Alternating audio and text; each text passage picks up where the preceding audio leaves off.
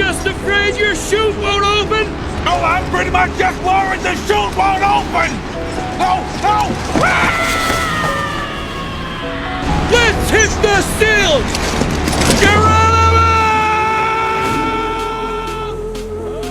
Edward was a rebellious billionaire who didn't care about anyone. He looked down on every ordinary person equally. But today he had his head shaved bald. He kept complaining that in his own hospital, he couldn't even get a private room and had to share it with another sick guy. His assistant reminded him the 2 beds per room rule was something he decided himself in court. Then Edward was wheeled into the operating room. He underwent brain surgery. The sad thing was, he had more money than he could ever spend, but not a single person by his side. In contrast, Carter always had family around his bed. Edward saw all of this. He was secretly jealous, but his lifelong pride wouldn't let him admit it. The next day, the doctor told Edward the surgery went pretty well. Next up was the first round of chemo. After that, Edward started chatting with Carter. He wanted to know from someone experienced what chemo really felt like. Carter told him it wasn't too bad, as long as you don't mind throwing up all day, watching your veins turn black, and your bones getting weaker. The rest kind of feels like sunbathing at the beach. Then he helped adjust Edward's call button. One time Carter picked up a photo by his bed, proudly showing Edward his kids. But when he asked Edward if he had any children, Edward went quiet. Edward had been married 4 times in his life, but because of his wild and selfish ways, and his obsession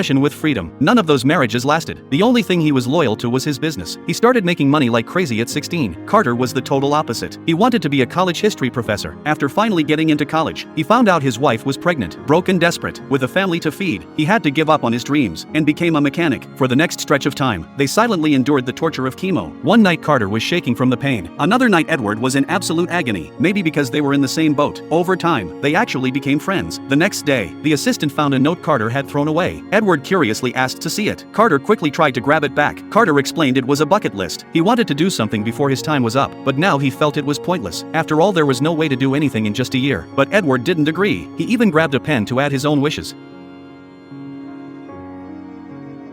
What started as just a casual idea turned into something bigger than either expected. That list would end up meaning everything. Edward decided they were going to do everything on that list. He told Carter not to worry about the money, since money was the only thing he had left. But Carter hesitated. Edward told him he had 2 choices: come with him and live a life he never had, or go home, light some candles, put on some pajamas, and wait quietly in bed to die. And just like that, after Edward kept pushing him, Carter finally agreed. So that's how they started with the first item on the list, skydiving. But extreme sports like that for 2 men over 50 was a bit much to handle, but they pulled it off. First item checked off the list: